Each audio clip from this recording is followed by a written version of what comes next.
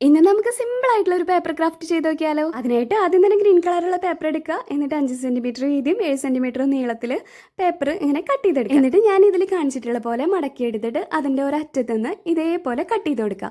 എന്നിട്ട് അത് നിവർത്തിയിട്ട് അതിൻ്റെ സെൻറ്ററിലായിട്ട് പശ തേച്ചിട്ട് ഒട്ടിച്ചിട്ട് അതേപോലെ തന്നെ മടക്കിയെടുക്കുക. എന്നിട്ട് പിന്നെ ആ മടക്കിൻ്റെ ഉള്ളിൽ കൂടെയൊക്കെ ഒന്ന് നിവർത്തി വെച്ച് കൊടുക്കുക. ഇപ്പോൾ ഒരു ഇലയുടെ ലുക്കൊക്കെ ഇല്ലേ, ഇത് ബാമ്പു ലീഫാണ് കേട്ടോ. എന്നിട്ട് നമ്മൾ വേറൊരു A4 ഷീറ്റ് എടുത്തിട്ട് ഇതേപോലെ ചുരുട്ടി എടുത്തിട്ട് നമുക്ക് സ്റ്റിക്ക് പോലെ ഉണ്ടാക്കി കൊടുക്കാം.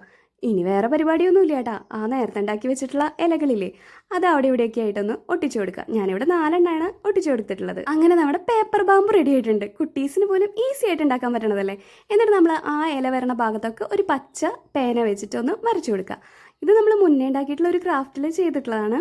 അപ്പോൾ അതിലുണ്ടായിരുന്ന ചെടി മാറ്റി വെച്ച് കൊടുത്തിട്ട് പേപ്പർ ബാമ്പു നമ്മൾ അതിൽ വെച്ച് കൊടുക്കുന്നുണ്ട്. ശരിക്കും ഇത് വീഡിയോയിൽ കാണുന്നേക്കാളും ഭംഗി നേരിട്ട് കാണാനുണ്ട് കേട്ടോ. പിന്നെ ബാമ്പു ആയിട്ട് കുറച്ച് പാണ്ടക്കുട്ടന്മാരെ മിസ് ചെയ്തോന്നൊരു സംശയം ഉണ്ടെങ്കിൽ യെസ് എന്ന് കമൻറ്റ് ചെയ്യും. അപ്പോൾ അടുത്ത വീഡിയോയിൽ പാണ്ടക്കുട്ടന്മാരായിട്ട് ഇഷ്ടമെങ്കിൽ ലൈക്ക് ചെയ്യാനും സപ്പോർട്ട് ചെയ്യാനും മറക്കരുത്. അപ്പോൾ ഓക്കെ, ബൈ.